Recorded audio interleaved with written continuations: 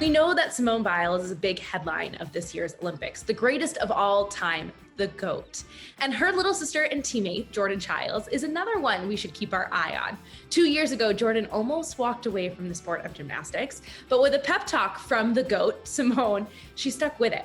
In this week's On Her Mark, we talk about the highs and lows of her career, how she got the fire and love for the sport back, and what we can expect for the future.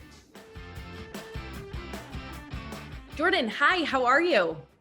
I'm good. How are you? Good, thank you. First of all, congratulations on qualifying for the Olympics. That's a huge, huge accomplishment. Walk me through what went through your head when you first learned you'd made the team. Honestly, I can tell you right now, after I ended four, everything was just, I blacked out basically. So I really can only tell you bits and pieces of what happened. But, I'm just very, very honored to be representing Team USA for the Tokyo Olympics. And it's a big, huge, exciting moment for me because, man, I've been doing this sport for a very long time and hope that one day I would become an Olympian, and seeing myself there right now is definitely a very big accomplishment. And, like I said, I can only tell you bits and pieces. I mean, I can tell you I was excited. I can tell you that, there was a bunch of emotions going through me all at once. So, yeah, there was a lot of things that were happening. I really don't remember what was going on. Well, the good news is that it was all on TV, so we could experience it. I mean, the hug with Simone right after, and kind of all of your teammates and coaches kind of embracing you. I think we all kind of felt, I mean, not nearly what you were feeling, but I think we felt that emotion. Yes. Walk me through, we get to watch you on the trial stage and soon the Olympic stage. But what goes into training for this? Because there's a lot that we don't see. So what has that journey been like to get to where you are now? It's been a very interesting journey, I do have to say. I mean, in the past, I really didn't want to do this sport really. Like, it was something that I was just like, ugh. And it happened all in 2018. And so looking back in the past and looking at myself now definitely is something that a lot of people are like, oh my goodness, her journey this, her journey that. Like, it's been such an amazing thing. And I do have to say 2018 was a year that I wish that never happened, basically, because it was just something that was very, very stressful. So you talk about 2018, and I know that was a really tricky time, and you almost walked away from the sport completely. Can you kind of share what was going on that made you want to walk away? Was it the sport itself? Was it the everything around it? What was it? I think honestly for me I feel like I wasn't wanted anymore. I had a bunch of coach changes throughout my career, and that's already a big thing itself, because it's like we're with one coach and then you have to get used to another coach and then you have to get used to another coach. So that was a big thing that was going on. And then at one point in my time, I was just like, I don't think this sport really wants me. And it was kind of hard to truly feel that, because I was like, I've gone through so much just to get to where I am right now. And being how I was and sad and very emotional, I was just like, well, here goes everything that I put to work is about to be taken away from me. So that was the one thing that it was just very, very stressful. Yeah. And what changed? What was that pivotal moment that kind of changed everything, reignited that spark in you to love the sport again? I do have to say, when I first moved to Texas, when everything was just like, okay, I'm here to do a job and I have to prove to myself that I can do that job. Mm-hmm. And so just having the support and the love and getting everything back, my coaches wouldn't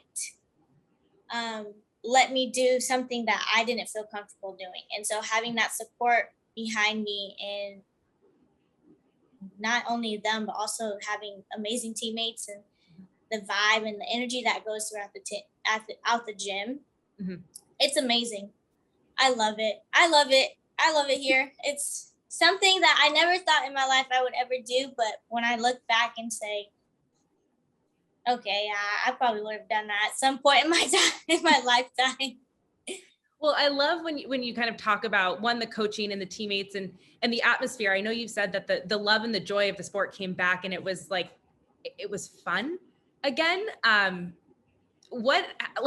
is it fun in that? What's the atmosphere like when you guys are training at WCC?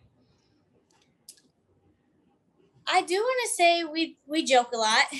We tell jokes to each other. I think just having that sister bond throughout our team and, being able to tell each other what we feel and how we're feeling and what's going on through our lives is definitely a good thing to have. We're all around somewhat the same age. I mean, in the gym right now, me and Simone are the oldest, and then we have like the younger ones that start from 18 and go down. But on the elite team, we're pretty close. We're an interesting group of girls because we always like joke around and tell jokes and laugh and have fun in the gym because that's what it's supposed to be about. We don't want to go in thinking, oh my goodness, it's so much stressful and we have to focus on one thing all the time. And, doing that, it can put a lot of pressure on yourself and you don't want to do that. So the fun part is definitely us. We tell a lot of jokes. We laugh a lot. If you came to the gym, you would truly see how much we laugh. It's funny. And so you talk about your teammates here, and the group going is a group of very talented, but also very passionate gymnasts. Can you talk about that group and kind of the dynamic that you guys all have? The dynamic that we have, we're a strong team. We're all different in our own ways. Like, say for instance, you have Simone, who is literally the GOAT of the whole entire world and doing big things, and then you might have, for instance, like one other teammate who just moved from a gym and doesn't understand, okay, so I have to let myself go to these coaches for me to be able to succeed in what I want to do. And so the dynamic that we have is definitely, it's big. Like, a lot of people will say, oh my goodness, like I came to this gym and it was just like energy and vibes and I could be here. And I don't think a lot of people truly understand what we go through for us to be like that. I mean, yes, we have our little bumps in the road and our little aches and pains here, but it's all about the support, and that's what we do. We support each other so we can get through the days. And so when you first started in the sport, when you were a kid, what was it about it that you loved that you feel again now? When I first started, I do have to say, man, what was I thinking? What was I thinking? But there's always reasons for things. And when I first started, for me, it was the fun. I was able to go out there and do new skills and not have to do the same thing over and over again, and just being who I wanted to be as a person. And so when I look at that now, that's how I am. And I just want to say, like, old baby Jordan definitely is in big Jordan right now, because I just go out there and have fun. I love that. And I also want to talk about, you have a brand separate from gymnastics completely. And I want to give you an opportunity to talk about that, because I think something that's really cool just about gymnastics and the Olympics in general is like looking at you guys as the full athlete and a full human. So can you talk a little bit about your brand and what inspired you to start it? So when the whole pandemic happened and the whole Black Lives Matter thing happened, there was a time period where I had to figure out, like, what am I going to do with myself? Go to college or go to stay for a whole extra year that I wasn't planning on doing. But throughout that time period, there was just a lot of stress that I had put on myself. And I don't want to say I was depressed, but I went through a phase that I would stay in my room. I wouldn't really do anything. I would randomly start drawing stuff. And one day when the whole breakout happened, I was just like, you know what? I'm going to start a clothing brand. I've never thought in my head that I would actually do it, but I guess it happened. And so there was a lot of things that were put behind it: the help of my mom, the help of my dad, the help of my sisters. Like, there's a lot of things that were put into it. And the meaning of what Melanin Drip is we, as not only people, but we all have that opportunity to be gifted and give ourselves to whoever we want. We have our own talents, we have our own abilities. And so what I wanted to do is to show that. And I have a lot of melanin in me. And so I was just like, okay, let's do it. Like, my mom helped me with the name. At first it was called Black Royalty, because a lot of people always say, oh my gosh, you're so beautiful. You can do so much with your hair and all that. And so I was like, okay, so Black Royalty, like, there's the royalty part of it. And then my mom was like, actually, let's do melanin. And I was like, okay. So I looked up the definition of melanin and put it all together. And I'm a very swaggy girl. Like, I will dress head to toe, like, just swagged out. And so she was like, since you're very swaggy, let's add drip to it. And I was like, okay. Mom, I like that. The good stuff. Yes, I was like, that's perfect. That's perfect. And so that's where Melanin Drip came from. And I hope when people look into the brand, they see everyone. I love that. I love that. I want to also talk about, the hurdles that you've had. So 2018 was a big hurdle, I think, for you. And since then, have there been any bumps in the road where you've questioned the decision to move to Texas and to train at this level still? And how did you get through those? After 2018, I do have to say there have not been any bumps in the road besides COVID, which is a very tragic moment. Like, that was the worst thing that could ever happen in this world. And definitely the losses, I feel so bad. That was one thing that hit me really hard. Mm-hmm. So if we went through that time period, yes, there was a moment where I was just like, well, what do I do? Do I stay an extra year? Do I go to college? Do I let my dream down, or do I fulfill my dream? Like, there was just that. I do have to say I doubted myself, but I had a bunch of support and courage behind me that truly helped me. If it wasn't for everybody that helped, I don't think I'd be in this position. I probably would be in college. And so, there's reasons. That's what I always tell people. There's always reasons for things. And moving to Texas definitely was a reason to have. And so Simone was a big part of you moving to Texas, wasn't she? Was she? Yeah, she was kind of a big part. I want to say 2018, she definitely gave me a little pep talk, because I was talking to her about it, because I was like, I don't know what to do. Like, I know I can do it, but at the same time I can't. So there was a lot of talk that she told me, like, it's all up to you. You know how to do things. If this is what you want to do, you just got to put your mind to it. And if it's not, then that's on you, because that's what you feel. Mm-hmm. And so she helped me a lot. Well, I love watching the relationship that you guys have, because it feels very real and very genuine. Thank you. What has it been like for you to have, obviously you talk about the support being a huge part of your success and really that finding that fun again. What is it like training with Simone, the GOAT, right? But also Simone, the big sister, the best friend. Yes. Training with her, y'all get to see her in training. It's really funny. Like, it's really funny. She is the funniest person I've ever met in my life. But she also can be a mom as well. She helps us with anything. Like, if we're having a bad day, she will come and give us a little talk, like, don't worry about it. Like, it's okay. You know how to do this. You've done it before. And you can just look up to her and be like, I'm talking to Simone Biles, AKA the GOAT. Like, that's crazy itself. Really crazy. But, a lot of people, they only see what's on the outside and not what's on the inside. And so having that opportunity to see what's on the inside as well definitely makes her so much better than who she is. Like, it's crazy. But, it's cool. I still am in awe that I train with her. I'm just like, You? Simone Biles? Oh my goodness.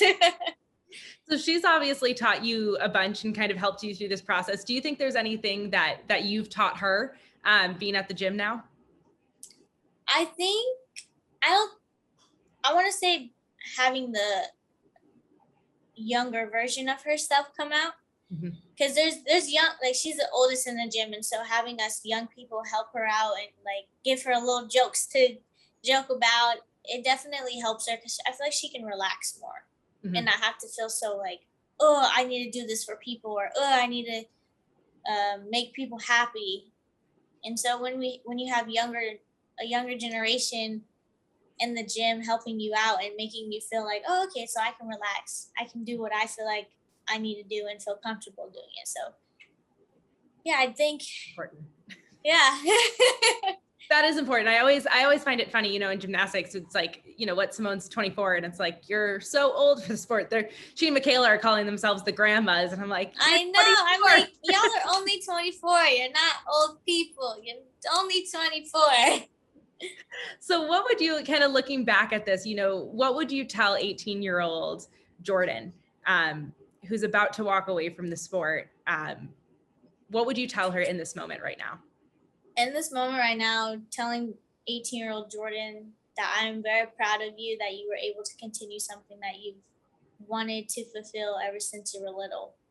Because if it wasn't for 18-year-old Jordan to figure out what she needed to do, 20-year-old Jordan would not be in the position she is right now. I love that. That's really awesome. And then what is the biggest joy right now that you have? I mean, going to the Olympics is a lifelong dream, like you said. When you look back at the journey, 2018 to now, what's the biggest joy? The big joy? Oh my gosh. Just being here. Yeah. The experience. I'm that type of person, I like to experience things. And so having this ability to experience something that's out of this world, because not a lot of people can experience it, right? So just being able to experience it is definitely a big joy for me. And also having somebody who's been with me since 2014 by my side, doing it too, is definitely a big joy as well. I don't know. I'm just a happy person. I just love everything that goes on. Like, I love that. And what are you most looking forward to? That's a two-part question. What are you most looking forward to? What event are you most looking forward to competing in? And then what are you most looking forward to about Tokyo in general? What am I most looking forward to?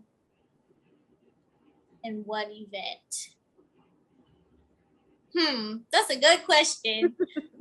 So the first, what am I looking forward to is being able to compete with the team, because that's something that, it's been a while since we've competed as a team in the international area of competitions. And two, what event?